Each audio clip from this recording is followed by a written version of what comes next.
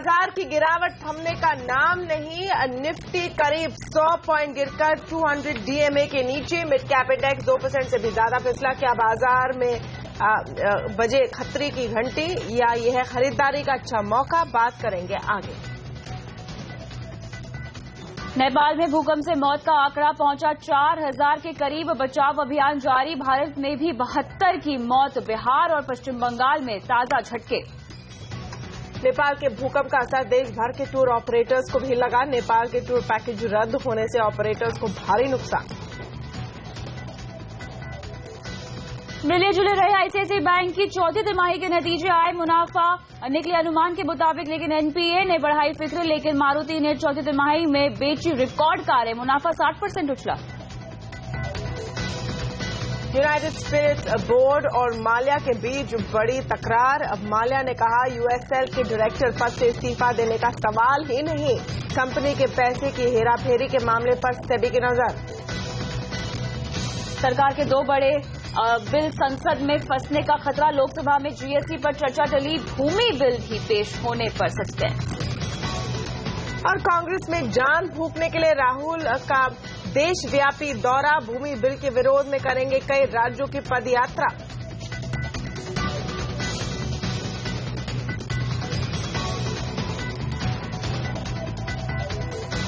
नमस्कार, आप देख रहे हैं आवाज एट 9। मैं हूं तमन्ना इनामदार दत्ता। नमस्कार, मैं हूं कविता थपलियाल। आगे बढ़ते हैं, रुक करते हैं कुछ दूसरी बड़ी सुर्खियों पर। दुनिया की दिग्गज आईटी कंपनी कैपजेमिनी ने iGate को खरीदा। $4 अरब में हुआ सौदा। रिटायरमेंट के बाद रतन टाटा का नया अवतार। स्मार्टफोन कंपनी Xiaomi में खरीदी हिस्सेदारी। 8 महीने में 9 कंपनियों में किया निवेश। ट्राई फंसी विवादों में नेट न्यूट्रलिटी पर मिले करीब 10 लाख सुझावों के नाम और ईमेल किए सार्वजनिक। सोशल साइट्स पर लोगों ने निकाली भड़ास।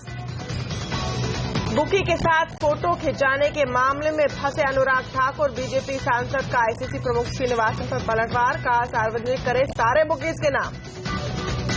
बेमौसम बारिश की आम पर भी पड़ी मार। पिछले साल के मुकाबले दोगुनी कीमत। बाजार में 1 दर्जन अल्फांजो की कीमत 1000 रुपए।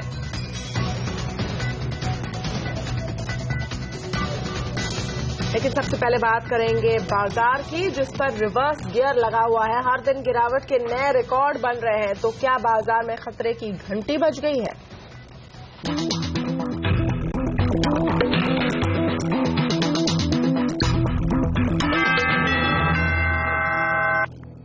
तेजी की छलांग लगा रहे बाजार पर गिरावट का ग्रहण लग गया है। इस हफ्ते की शुरुआत भी बाजार के लिए निराशाजनक ही रही। मिड कैप शेयरों की जबरदस्त धुनाई के बाद बाजार की हालत पस्त हो गई है। सेंसेक्स 260 पॉइंट टूट गया। वहीं निफ्टी फरवरी 2014 के बाद पहली बार 200 डेली मूविंग एवरेज यानी डीएमए के नीचे लुढ़क गया है। आखिर बाजार को क्या हुआ है? बाजार की गिरावट कितनी गहरी है और निवेशक ऐसे में क्या करें? इस बारे में बात करने के लिए हमारे साथ जुड़े हैं हमारे सहयोगी प्रदीप पांड्या, हेमंत घई और market expert DD Sharma. Hemant, सबसे पहले बाजार को आखिर क्या हुआ है? क्या कारण है इस गिरावट के पीछे?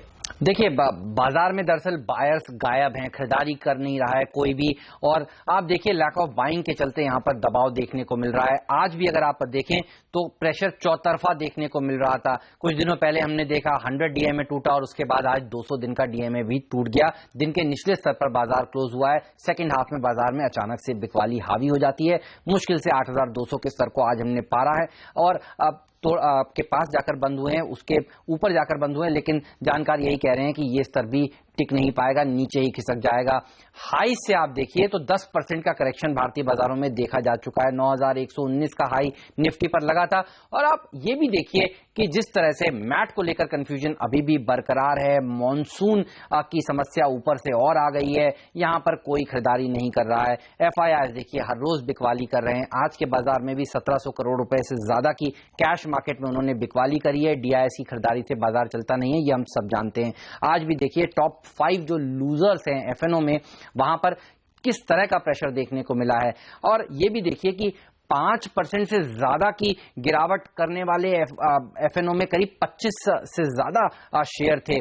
तेज गिरावट भारतीय बाजारों में देखने को मिल रही है। विजय माल्या ग्रुप की कंपनियां आज काफी दबाव में थी, जिस तरह से अब ये चल रहा है कि अब सेबी इस पूरे मामले को अपने हाथ में लेगा और उसके बाद फंड डाइवर्जन के ऊपर कुछ ना कुछ सामने निकल कर आएगा। हाई बीटा स्टॉक देखिए, HDIL, यूनिटेक जैसे स्टॉक्स में प्रेशर बना आज फिर से, और नतीजे भी, अर्निंग सीजन भी काफी कमजोर है। ICICI बैंक ने भी आज देखिए डिसअपॉइंट ही किया है। तो हर तरफ से कोई भी अच्छी खबर नहीं है और बुरी खबरों का सिलसिला जारी है। बिल्कुल हेमंत, लेकिन आपको यहां बता दें कि पिछले 9 दिनों में सेंसेक्स करीब 1800 पॉइंट लुढ़क गया है और करीब 50 पॉइंट गिरावट के लिए सिर्फ 5 शेयर जिम्मेदार रहे हैं। ये शेयर है इन्फोसिस, सन फार्मा, HDFC, L&T और TCS। इन 5 शेयरों ने मिलकर सेंसेक्स को करीब 880 पॉइंट गिराया है। हालांकि बाजार में चौतरफा बिकवाली का दबाव है, लेकिन दिग्गज शेयरों में सबसे ज्यादा मुनाफा वसूली हो रही है।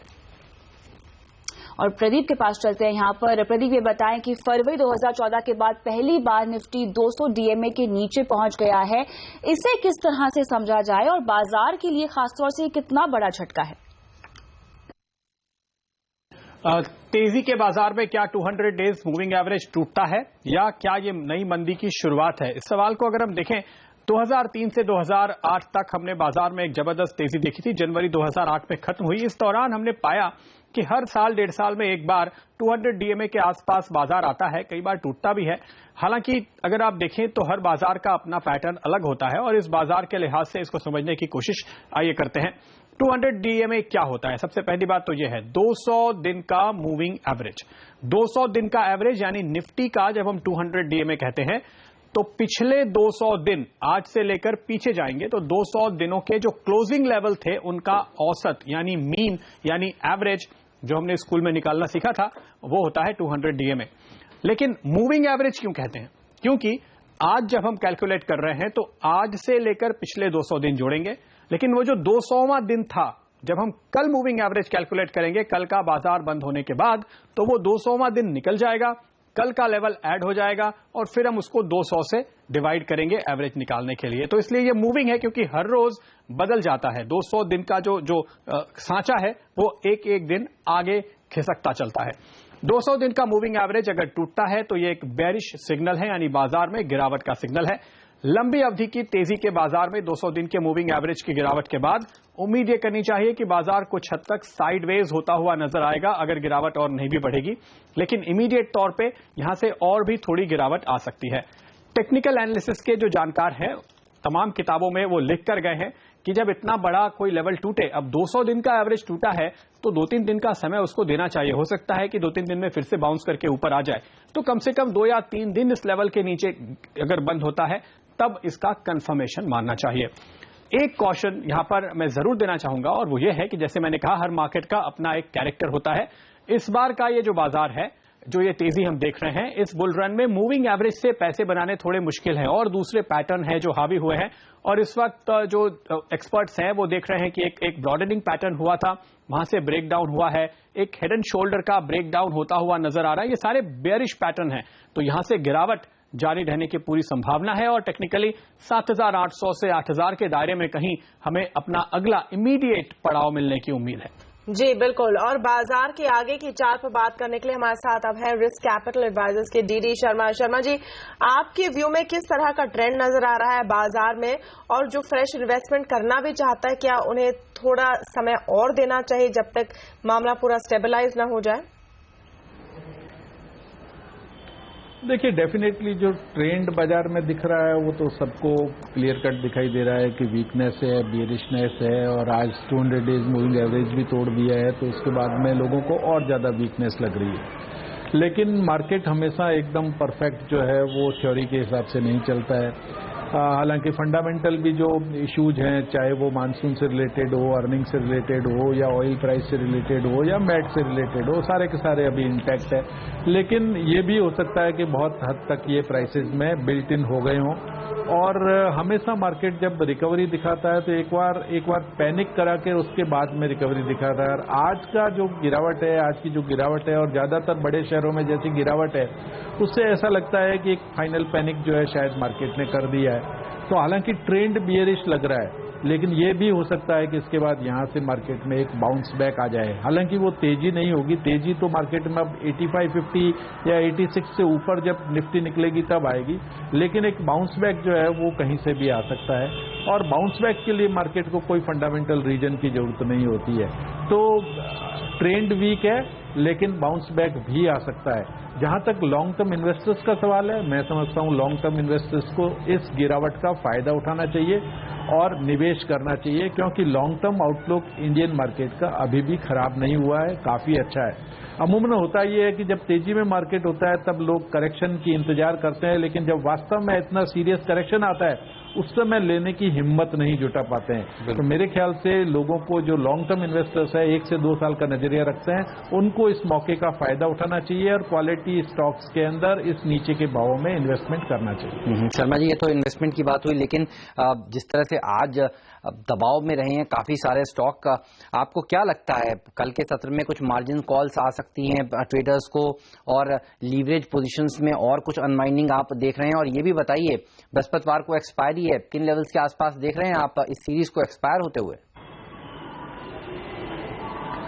देखिए, जहां तक मार्जिन कॉल्स का सवाल है, हमेशा जब इतनी बड़ी गिरावट होती है जिस दिन, तो उससे नेक्स्ट डे जो है मार्जिन कॉल्स आते हैं और उसके चलते मार्केट 10 से 11 बजे तक जो है वो एक बार और पैनिक जो है वो करेक्शन दिखाता है और नीचे जाता है। लेकिन उसके बाद में अगर ये एक सेल ऑफ खत्म जैसा हो जाता है तो फिर वहां से रिकवरी भी आ सकती है, जो सेकेंड हाफ में यूजुअली आती है इस तरह के पैनिक के बाद में। और दूसरा आपने क्या पूछा था? कल ये जो सीरीज है ये किन स्तरों पर एक्सपायर होगी, आपका क्या मानना है? हाँ, ये सीरीज कहाँ एक्सपायर होगी ये कहना बड़ा मुश्किल है मेरे ख्याल से। अगर कल सेकंड हाफ में कोई रिकवरी आती है तो हो सकता है कि ये सीरीज जो है वो 8300 या उससे ऊपर भी बंद हो, लेकिन अगर कल भी रिकवरी नहीं आती है तो मैं समझता हूं कि प्रेशर और ज्यादा बन सकता है और बहुत शार्पली मार्केट जो है वो आने वाले 2-3 दिनों में टूट सकता है। चलिए शर्मा जी, शुक्रिया आपका इस एनालिसिस के लिए। तो साफ तौर पर तमन्ना शर्मा जी यही कह रहे हैं कि लंबी अवधि के लिए मौका है और आपको इस मौके को छोड़ना नहीं चाहिए, एक लिस्ट तैयार करनी चाहिए जहां पर आपको खरीदारी की चेष्टा करनी चाहिए, लेकिन शॉर्ट टर्म में थोड़ी सी दिक्कत हो सकती है। बिल्कुल, शुक्रिया सारी डिटेल्स के लिए। और मार्केट में गिरावट दिखी, लेकिन डॉलर के मुकाबले रुपया आज मजबूती के साथ बंद होने में कामयाब हुआ। डॉलर के मुकाबले रुपया 63.50 के पास बंद हुआ। इक्विटी और डेट में एफआईआईस की बिकवाली के चलते रुपए की शुरुआत गिरावट के साथ हुई थी। अप्रैल की शुरुआत से अब तक विदेशी निवेशक करीब 32 करोड़ डॉलर की बिकवाली कर चुके हैं। इस वजह से भी रुपए पर पिछले कुछ दिनों से दबाव जारी था। हालांकि आज रुपए की चाल सुधरी है। और ब्रेक के बाद आपको दिखाएंगे नेपाल की तबाही की तस्वीरें और बताएंगे आपको मुश्किल की घड़ी में किसने बढ़ाया नेपाल की तरफ मदद की हाथ।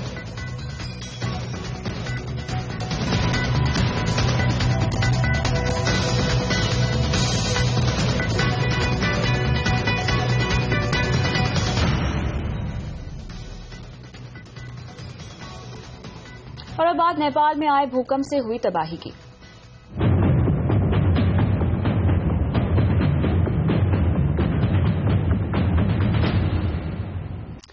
नेपाल में भूकंप से तबाही का मंजर भयावह होता जा रहा है। नेपाल में भूकंप से करीब 4000 लोगों की मौत हो चुकी है, जबकि 6000 जख्मी है। वहीं नेपाल में घायलों के इलाज में काफी मुश्किलें आ रही हैं, क्योंकि अस्पतालों में जगह नहीं है और टेंटों में मरीजों का इलाज किया जा रहा है। भूकंप के दौरान माउंट एवरेस्ट पर बेस कैंप की तबाही का वीडियो भी सामने आया है। एवरेस्ट पर नेपाल के भूकंप पीड़ितों की मदद के लिए भारत की ओर से लगातार मदद भेजी जा रही है। एवलांच से 19 पर्वतारोहियों की मौत हो गई है और भूकंप के तीसरे दिन भी हल्के झटके महसूस किए जा रहे हैं।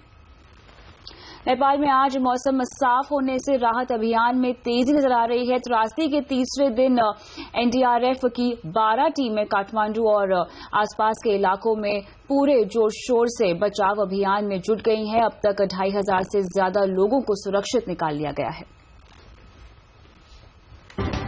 नेपाल में भूकंप से अब तक 3700 से ज्यादा लोगों की मौत हो चुकी है, जबकि 6000 से ज्यादा लोग जख्मी। घायलों के इलाज में काफी मुश्किल आ रही है, क्योंकि अस्पतालों में जगह नहीं है और डॉक्टरों की किल्लत। इस बीच नेपाल में फंसे भारतीयों को निकालने का सिलसिला लगातार जारी है। इंडियन एयरफोर्स के मुताबिक अब तक 2500 से ज्यादा लोगों को भारत लाया जा चुका है। वहीं नेपाल में भूकंप पीड़ितों की मदद के लिए भारत से और मेडिकल टीमें, इंजीनियर टास्क फोर्स के साथ कंबल, टेंट जैसे दूसरे राहत के सामान नेपाल भेजे जा रहे हैं। सचमुच जो तत्परता गृह मंत्री होने के नाते मुझे दिखानी चाहिए थी, जो जानकारी मेरे पास पहले होनी चाहिए थी, वह नहीं हो पाई। और इसका उल्लेख मैं इसलिए करना चाहता हूं कि प्रधानमंत्री जी ने जो तत्परता दिखाई और तुरंत ये फैसला किया कि तुरंत इस संकट में घड़ी में लोगों की मदद करने के लिए हमको बैठक बुलानी चाहिए, उन्होंने बैठक बुलाई है। भूकंप की त्रासदी झेल रहे नेपाल को भारत पूरा सहयोग दे रहा है। नेपाल में भूकंप से मची तबाही पर संसद में शोक जताया गया। आज सत्र शुरू होते ही 2 मिनट का मौन रखकर पूरी संसद ने तबाही में मारे गए लोगों को श्रद्धांजलि दी। इसके बाद गृह मंत्री राजनाथ सिंह ने सदन को प्रधानमंत्री की तत्परता के बारे में जानकारी दी। पीएम मोदी शनिवार को भूकंप के बाद से ही मदद को लेकर लगातार बैठकें कर रहे हैं। विनाशकारी भूकंप के बाद भारत के अलावा दुनिया भर से नेपाल को आर्थिक सहायता पहुंच रही है। पाकिस्तान की तरफ से नेपाल को राहत सामग्री से भरे 2 जहाज भेजे गए। डॉक्टर्स और पैरामेडिकल टीम भी नेपाल पहुंची। यूरोपियन यूनियन ने 20 करोड़ रुपए इमरजेंसी राहत के रूप में नेपाल को भेजे हैं। वहीं अमेरिका ने राहत सामग्री से भरा 1 जहाज भेजा। अमेरिका ने 70 राहत और बचाव कर्मी भी नेपाल भेजे हैं। और नेपाल में मौजूद बड़ी कंपनियों को तो भूकंप के कारण नुकसान नहीं हुआ है, लेकिन दूसरी कंपनियों पर भूकंप का कितना असर पड़ा है अभी ये साफ नहीं है।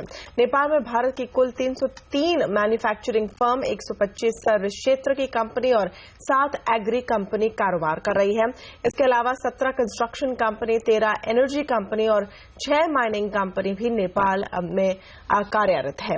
बड़ी कंपनियों का कहना है कि भूकंप ने उनके ऑपरेशन को नुकसान नहीं पहुंचाया है। एफएमसीजी कंपनी डाबर की फैक्ट्री की बिल्डिंग में दरार आई है, लेकिन जान माल का कोई नुकसान नहीं हुआ है। कोका कोला ने एहतियातन अपना ऑपरेशन बंद किया है।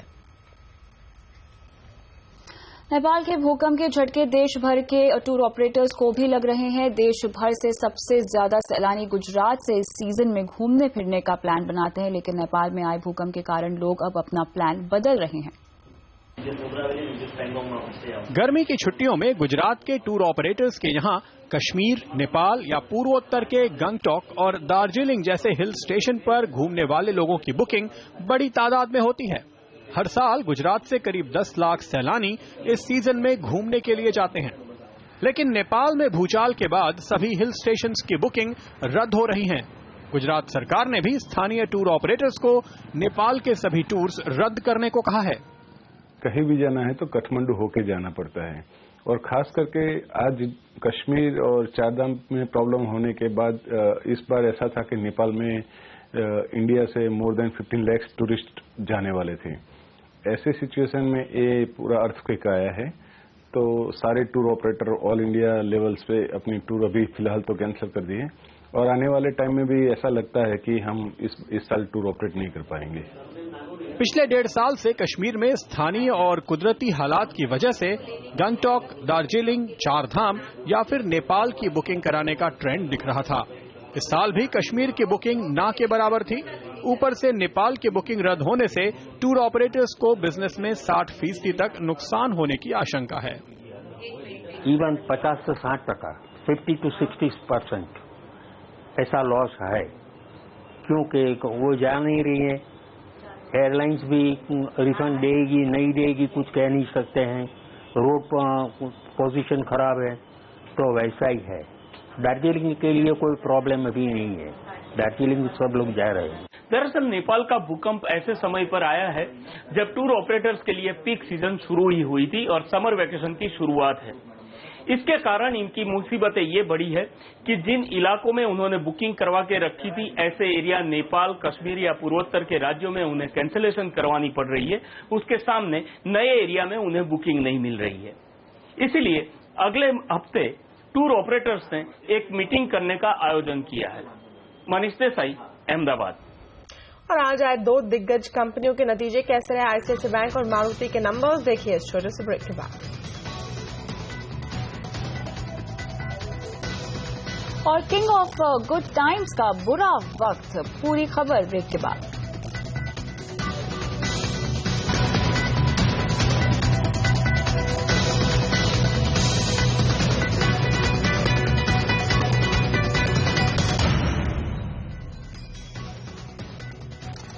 आईसीआईसीआई बैंक के नतीजे निराशाजनक रहे हैं। बैंक का मुनाफा और ब्याज से कमाई तो बढ़ी है, लेकिन बैंक के डूबे कर्ज यानी एनपीए में बढ़ोतरी हुई है। वहीं बैंक ने एनपीए के लिए प्रोविजनिंग में भी बढ़ोतरी की है।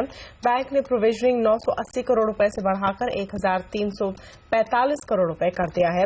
बैंक का मुनाफा 10% से ज्यादा बढ़कर 2922 करोड़ रुपए हो गया है। आईसीआईसीआई बैंक की एमडी और सीईओ चंदा कोचर के मुताबिक पूरी बैंकिंग इंडस्ट्री में एनपीए की दिक्कत है। हालांकि आने वाले तिमाहियों में हालात सुधरने की उम्मीद है। हमारी रिस्ट्रक्चर्ड पाइपलाइन अभी 1500 करोड़ है, बट मेरा ये मानना है कि जो एडिशंस हैं to restructured assets and NPS FY16 में ये एडिशंस FY15 से कम होने चाहिए। आई थिंक ये जो अगर एडिशंस कम होंगे, that itself is an indication towards pace of recovery. दूसरी ओर मारुति सुजुकी के चौथी तिमाही के नतीजे शानदार रहे हैं। सालाना आधार पर कंपनी का मुनाफा 60% बढ़कर 1284 करोड़ रुपए हो गया है। मुनाफे के साथ साथ बिक्री में भी बढ़ोतरी हुई है। मारुति की बिक्री बढ़कर 13,625 करोड़ रुपए हो गई है। और खास बात यह है कि कंपनी का मार्जिन 5 साल के सबसे उच्चतम स्तर पर पहुंच गया है। कंपनी ने इस मौके पर 25 रुपए प्रति शेयर डिविडेंड का भी ऐलान किया है। और अच्छी बिक्री, कच्चे माल की कीमतों में कमी का फायदा कंपनी को मिला है। मारुति सुजुकी के चेयरमैन आरसी भार्गव ने बताया कि रूरल सेक्टर से डिमांड अच्छी है और ऐसे में कंपनी का फोकस वहीं रहेगा। We are covering 125,000 villages or something so far, and as you know, India has very many more villages to cover. So I think this is an area where we can continue to grow. Somebody had asked me some time back with these predictions of the monsoon and things, will you stop doing this? I said our policy is not based on one-year events or two-year events. We have a much longer term view before us, and rural sales are a long-term proposition for us where we think a lot of sales will happen. King of good times का बुरा दौर खत्म नहीं हो रहा है। विजय माल्या एक नई मुसीबत में फंस गए हैं। यूनाइटेड स्पिरिट्स की नई मालिक डियाजियो ने उन पर कंपनी के पैसे की हेराफेरी करने का आरोप लगाया है। माना जा रहा है कि विजय माल्या की एक और पराजय हो सकती है।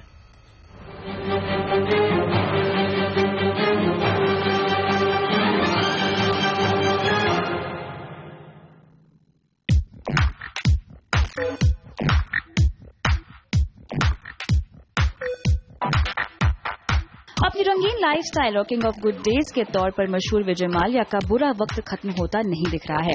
पहले किंगफिशर एयरलाइंस जमीन पर आई, फिर माल्या को यूनाइटेड स्पिरिट डीआईजीओ को बेचना पड़ा और अब उनके पास कंपनी के चेयरमैन पद की कुर्सी पर भी संकट के बादल मंडराने लगे हैं। डीआईजीओ के बोर्ड ने विजय माल्या से कहा है कि वो नॉन एग्जीक्यूटिव चेयरमैन का पद छोड़ दें। डीआईजीओ ने खातों की जांच कर केप जेमिनी और पीडब्ल्यूसी की रिपोर्ट के आधार पर उन्हें पद छोड़ने को कहा है। इन रिपोर्ट्स के मुताबिक डीआईजीओ से डील के पहले किंगफिशर और यूबी ग्रुप की कंपनियों को करीब 2100 करोड़ रुपए का लोन दिया गया। जांच रिपोर्ट के मुताबिक इन ट्रांजैक्शन में कई गड़बड़ियां हुई हैं। उधर विजय माल्या ने इस्तीफा देने से इनकार कर दिया है। विजय माल्या का कहना है कि सिर्फ शेयर होल्डर्स के पास एक डायरेक्टर को बेदखल करने का अधिकार है। बोर्ड के सभी आरोप गलत हैं। माल्या के मुताबिक डीआईजी और उनके बीच डील के समय करार हुआ था। इसके तहत उन्हें नॉन एग्जीक्यूटिव चेयरमैन का पद मिला था। वो इस मुद्दे पर डीआईजीओ से चर्चा करेंगे। बावजूद इसके मामला लंबी कानूनी लड़ाई में उलझ सकता है और सेबी भी इस मामले में एक्शन में आ गया है और दूसरे डायरेक्टर्स भी इस दायरे में आ सकते हैं।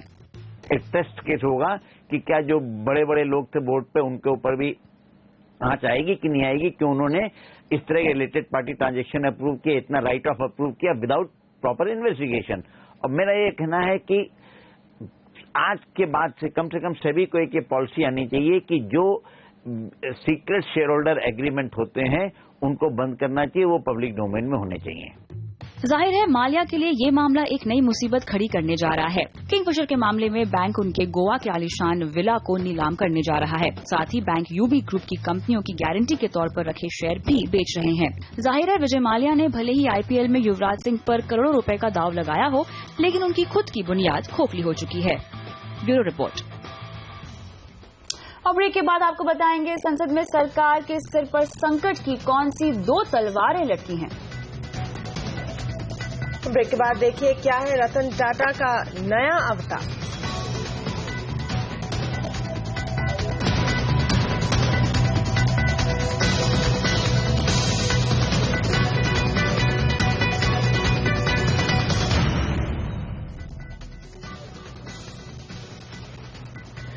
सरकार की रिफॉर्म की गाड़ी फंसती नजर आ रही है। उसके दो बड़े रिफॉर्म जीएसटी और जमीन अधिग्रहण बिल संसद में अटकता नजर आ रहा है। शुक्रवार को विपक्ष ने जीएसटी पर वॉकआउट किया तो सरकार ने आज लोकसभा में इस मुद्दे पर चर्चा ही टाल दी। इस मुद्दे पर और जानकारी के लिए हमारे साथ है ब्यूरो चीफ लक्ष्मण रॉय। लक्ष्मण, सरकार जीएसटी पर चर्चा के लिए सहमति नहीं बना पा रही, उधर लैंड बिल पर भी विपक्ष मानने के मूड में नहीं नजर आ रहा। ऐसे में सरकार की क्या रणनीति रहेगी आगे? देखिए, इस बिल को लेकर सरकार की जो रणनीति है उसके तहत सरकार ने अब ये तय किया है कि पहले फाइनेंस बिल पर चर्चा करा ली जाए, फाइनेंस बिल को मंजूर करा लिया जाए, उसके तुरंत बाद जीएसटी से जुड़े हुए संविधान संशोधन बिल पर लोकसभा में बहस शुरू कराई जाए। यानी बहुत हद तक संभावना है कि गुरुवार को इस बिल पर बहस शुरू होगी और सरकार की कोशिश होगी कि गुरुवार शुक्रवार तक इस बिल को लोकसभा से पारित करा लिया जाए। चूंकि संविधान संशोधन बिल है, लिहाजा जो उपस्थित सदस्य होंगे उनके 2/3 बहुमत से इस बिल को पारित करना होगा। ऐसे में विपक्ष की भूमिका थोड़ी अहम हो जाती है। लेकिन लोकसभा से पारित होने के बाद इसे राज्यसभा से भी पारित करना होगा। क्योंकि राज्यसभा में सरकार अल्पमत में है तो सरकार की कोशिश ये है कि विपक्ष को पहले ही मना लिया जाए। फाइनेंस बिल पारित होने के बीच का जो समय सरकार को मिल रहा है, सरकार इस बीच विपक्षियों के साथ बातचीत करने में जुट गई है। खासतौर से वित्त मंत्री अरुण जेटली ने कांग्रेस के कई वरिष्ठ नेताओं से बातचीत की है और उन्हें समझाने की कोशिश की है कि जीएसटी बिल उन्होंने खुद बनाया था जब वो सरकार में थे, इस वजह से इस बिल का विरोध न करें और सरकार का साथ दें। अगर कांग्रेस की तरफ से, विपक्ष की तरफ से कुछ ठोस सुझाव आते हैं तो उन सुझावों को सरकार शामिल करने को भी तैयार है। इसी तर्ज पर अरुण जेटली ने टीएमसी के कुछ नेताओं से बातचीत की है ताकि लोकसभा के बाद राज्यसभा में उन्हें इनका सहयोग मिल पाए। सरकार पूरी तरह से भरोसेमंद है कि संसद के इसी सत्र में इस बिल को पारित करा लेगी।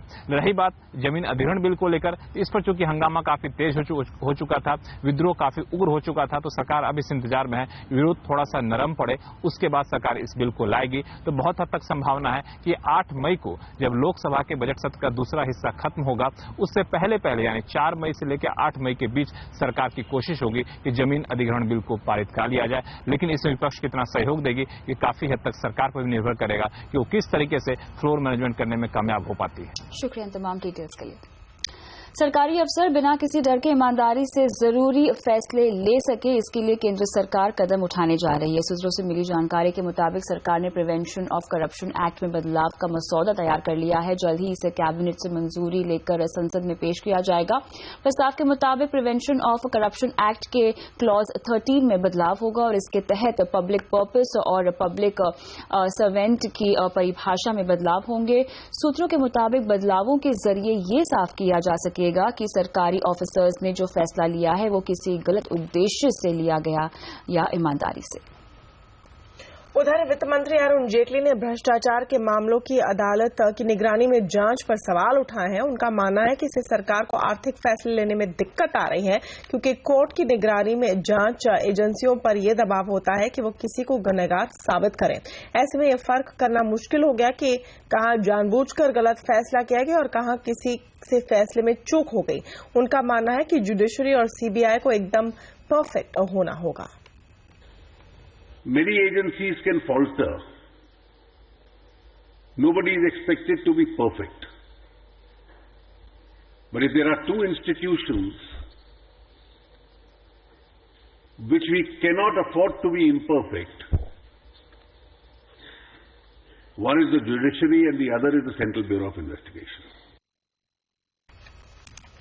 कांग्रेस उपाध्यक्ष राहुल गांधी करीब 2 महीने की छुट्टियां बिताने के बाद फुल फॉर्म में आ गए हैं। अब वो केंद्र की एनडीए सरकार की नीतियों के खिलाफ राष्ट्रीय पदयात्रा पर निकलने की तैयारी कर रहे हैं। किसान, मजदूरों और ग्रामीण इलाकों में कांग्रेस की पैच बनाने के मकसद से राहुल की पदयात्रा की शुरुआत महाराष्ट्र के विदर्भ इलाके से होगी।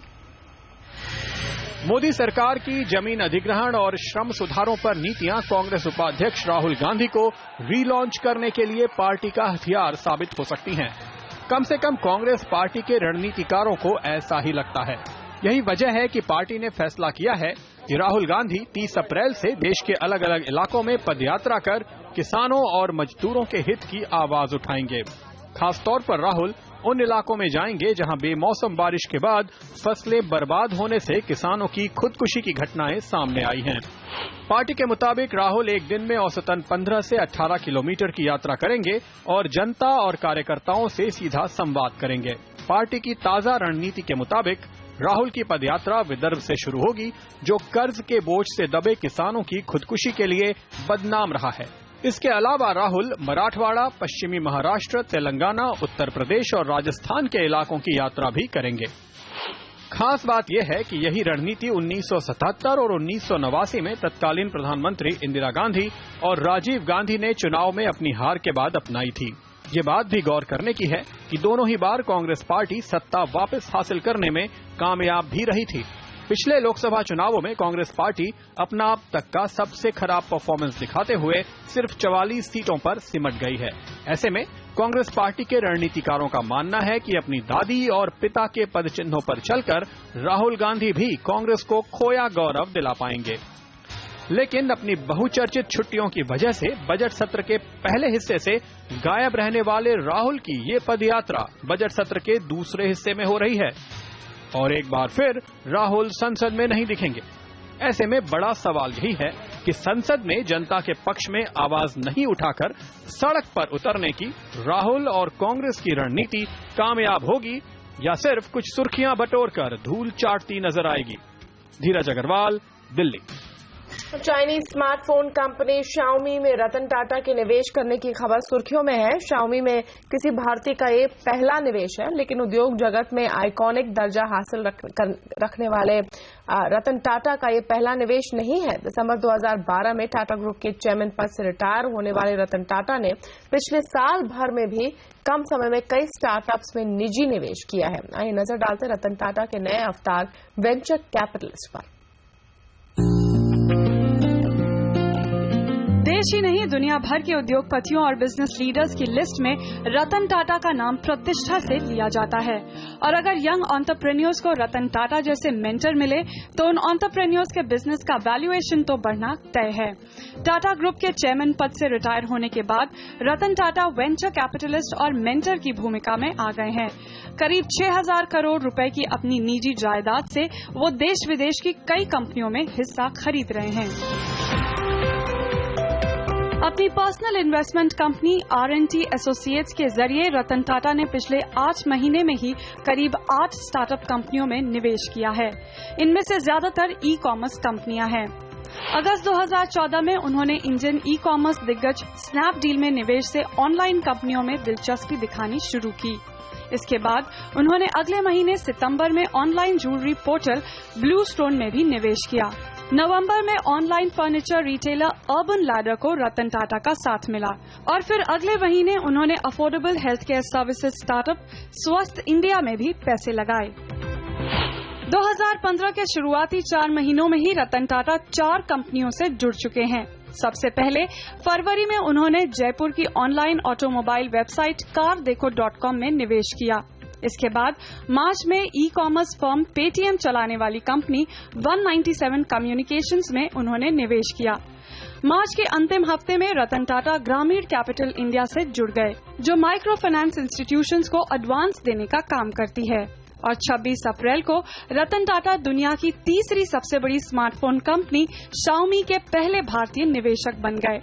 रिटायरमेंट लेने के बाद भी रतन टाटा का ये एक्टिव रोल उद्योग जगत के लिए प्रेरणा स्रोत तो है ही, देश के स्टार्टअप इकोनॉमिस्ट के लिए एक बूस्टर डोज भी है। Bureau report. और ब्रेक के बाद दिखाएंगे आपको कोटक महिंद्रा बैंक के वाइस चेयरमैन और MD उदय कोटक से खास बातचीत और बताएंगे आप ट्राई की सोशल मीडिया पर क्यों हो रही है खिंचाई।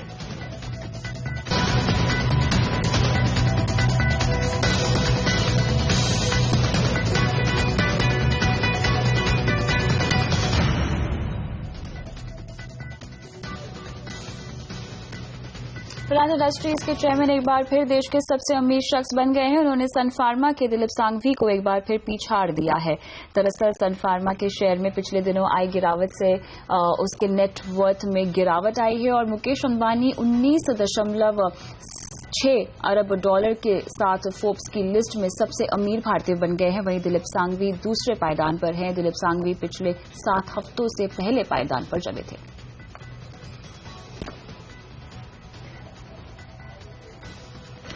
और कोटक महिंद्रा बैंक और ING वैश्य बैंक के मर्जर की प्रक्रिया पूरी हो गई है। मर्जर के बाद आज कोटक बैंक के नए शेयरों की लिस्टिंग हुई। बैंक के वाइस चेयरमैन और MD उदय कोटक ने कहा कि बैंक का फोकस शेयर होल्डर्स के लिए वैल्यू बढ़ाने पर है।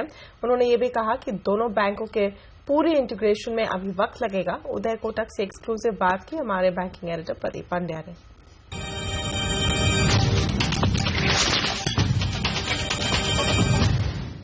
आपके जो मर्जर का प्रोसेस पूरा हो गया तो अब आप बिग 4 में आ गए, हम कह सकते हैं देश के 4 बड़े प्राइवेट सेक्टर बैंक्स में से एक।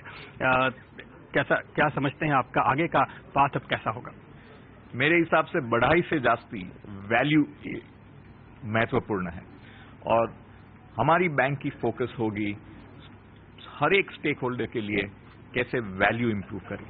तो शेयर होल्डर हो, एम्प्लॉइज हो, ब्रॉडर सोसाइटी की स्टेक है, ये सबके लिए वैल्यू एडिशन बहुत महत्वपूर्ण है।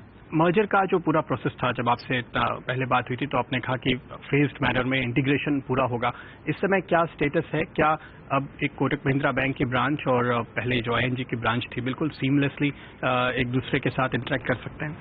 मेरे हिसाब से पूरी इंटीग्रेशन प्रोसेस के लिए बिटवीन नवंबर और अब तक तो पूंछ खत्म हुई, पूरा हाथी तो आगे बाकी है। तो बहुत सारा काम है, बहुत से एरियाज ऑफ इंटीग्रेशन है, टेक्नोलॉजी, पीपल, बिजनेसेस। सो 2015-16 पूरा साल बिग फोकस इंटीग्रेशन पे होगा। तो इसमें एक जो अहम मुद्दा होगा कि आगे जाकर इंटरेस्ट रेट का सिनेरियो कैसा रहेगा। इस वक्त आपकी क्या कॉल है? खासतौर पे हमने देखा कि मैट का कहना है कि शायद बहुत अच्छी बारिश नहीं होगी और उसके सामने एक अनटाइमली काफी बारिश हुई है तो उससे भी नुकसान हो सकता है। क्या जो रेट डिसीजंस है थोड़ा डिफर हो सकते हैं? आज RBI का रिपो रेट जो 7.5 है, मेरे हिसाब से कैलेंडर 2015 में 7 या 7.25 तक जा सकता है। 7 के नीचे मुझे मुश्किल लगता है। So depending on whether, monsoon and all that, 7 या 7.25 उस पर डिपेंड कर रहा है। चूंकि हम आपसे बात कर रहे हैं तो एक आपका नजरिया इस बात पे भी लेना चाहेंगे कि जिस तरह से ऐसा लग रहा है कि शायद FIIs का मार्केट में, इंडियन मार्केट पे इंटरेस्ट थोड़ा कम हो गया है, ज्यादा पैसे चाइना की तरफ जा रहे हैं, ऐसा कहा जा रहा है। नहीं, ये तो थोड़ी सी ग्लोबल हवा झोंका खा सकती है, लेकिन अगर इंडिया की स्टोरी स्ट्रांग हो तो सबसे महत्वपूर्ण ये है कि इंडियन सेवर जो पहले गोल्ड और रियल एस्टेट में इन्वेस्ट कर रहा था, अब फाइनेंशियल एसेट्स में इन्वेस्ट करने लगा है। यानी mutual funds, insurance, shares, bank deposits, ये सब में इंडियन सेवर अब जास्ती इन्वेस्ट करने लगा है।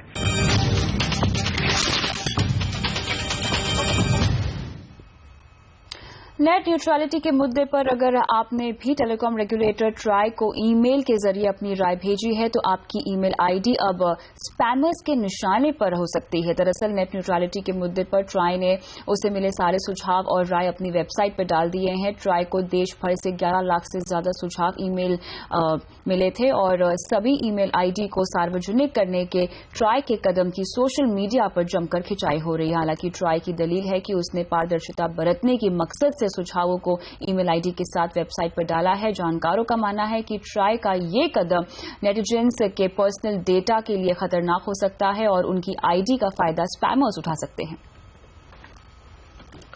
बायोकॉन की सब्सिडरी सिंजीन की लिस्टिंग के लिए ये एकदम सही समय है। हमसे खास बातचीत में बायोकॉन की CMD किरण मजूमदार ने कहा कि सिंजीन प्राइमरी मार्केट में जल्द उतरेगा और IPO लिस्टिंग में से 3,800 करोड़ रुपए के ऊपर वैल्यूएशन की उम्मीद है।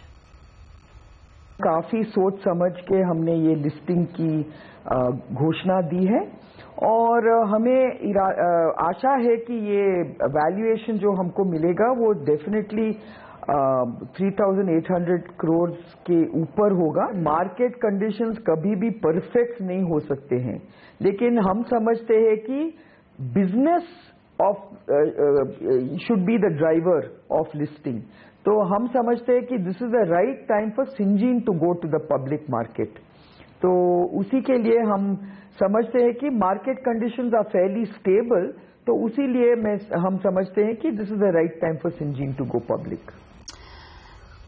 पीसीसीआई के सचिव अनुराग ठाकुर की तथाकथित बुकी के साथ फोटो पर विवाद बढ़ता जा रहा है। ठाकुर ने आईसीसी चेयरमैन एन श्रीनिवासन पर सीधा हमला किया है। ठाकुर ने कहा है कि बुकीज से श्रीनिवासन के परिवार वालों का साथ रहा है और बुकीज की जो लिस्ट श्रीनिवासन के पास है उसे वो सार्वजनिक करे ताकि उन लोगों से दूर रहा जा सके। इस मामले में आईपीएल कमिश्नर राजीव शुक्ला ने कुछ कहने से इनकार कर दिया है।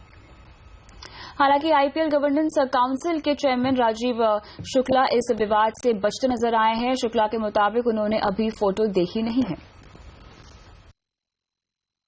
देखिए, हमने कोई पिक्चर भी नहीं देखी है, न मेरे पास इस तरह की कोई जो है प्रमाण है, न इस तरह का कोई ईमेल है और न अभी मैंने पिक्चर देखी है। हम कौन इंक्वायरी कराने वाले होते हैं? इंक्वायरी कराने के सब काम तो बीसीसीआई प्रेसिडेंट वगैरह को होता, हमारा नहीं होता। तो आप मांग करेंगे बीसीसीआई प्रेसिडेंट से किस तरह की इंक्वायरी करूंगा? क्यों मांग करूंगा? हाँ, क्योंकि आप जिम्मेदार आदमी सर, बोर्ड की इसलिए जिम्मेदार, इतने अनुभवी आदमी, आप इतने दिन से क्रिकेट प्रशासक इस देश के रहे हैं। नहीं, मैं जो हूँ अभी आईपीएल सिर्फ देख रहा हूँ, ये हमारे डोमेन में नहीं आता। और आतंकवादी संगठन आईसिस के सरगना अबू बकर अल बगदादी के मारे जाने की खबर है। रेडियो ईरान ने बगदादी की मौत का दावा किया है। कुछ दिनों पहले समाचार पत्र गार्जियन ने सूत्रों के हवाले से बगदादी के घायल होने की खबर दी थी। उसके मुताबिक दुनिया का सबसे खूंखार आतंकी सरगना मार्च के महीने में हवाई हमले के दौरान गंभीर रूप से जख्मी हो गया था।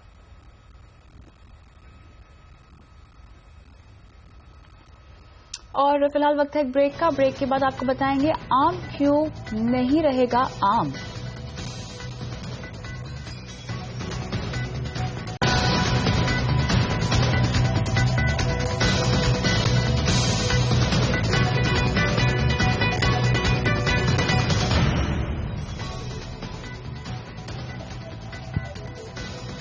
स्किल डेवलपमेंट को लेकर पीएमओ हरकत में आ गया है। कल इस मामले में एक अहम बैठक बुलाई जा रही है जिसमें फंड के इस्तेमाल सहित केंद्र और राज्य कमेटियों के गठन पर फैसला हो सकता है। इस पर ज्यादा जानकारी के लिए बात करते हैं हमारी संवाददाता दीपाली नंदा से। दीपाली, कल की बैठक में एजेंडा क्या है? जी बिल्कुल, अगर बैठक के एजेंडा की बात की जाए तो प्रधानमंत्री कौशल विकास योजना को इम्प्लीमेंट किस तरह से किया जाए, इस पर विचार विमर्श किया जाएगा। इस स्कीम को लागू करने के लिए जो स्टीयरिंग कमेटी का गठन किया गया था, कल उसकी पहली मीटिंग है जिसमें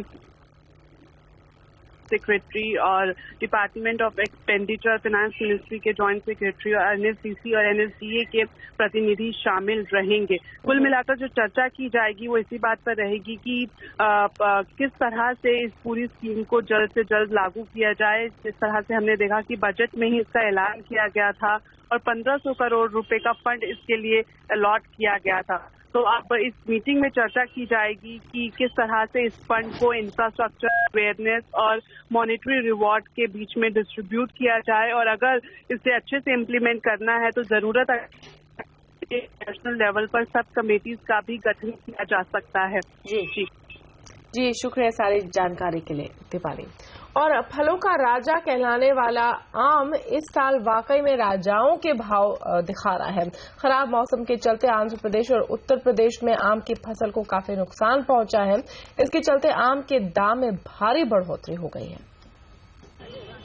इस बार आपको गर्मियों के आम का मजा उठाना पिछले सालों के मुकाबले महंगा पड़ रहा है। मार्च अप्रैल के महीनों में हुई बेमौसम बरसात के चलते आम की फसल को भारी नुकसान पहुंचा है।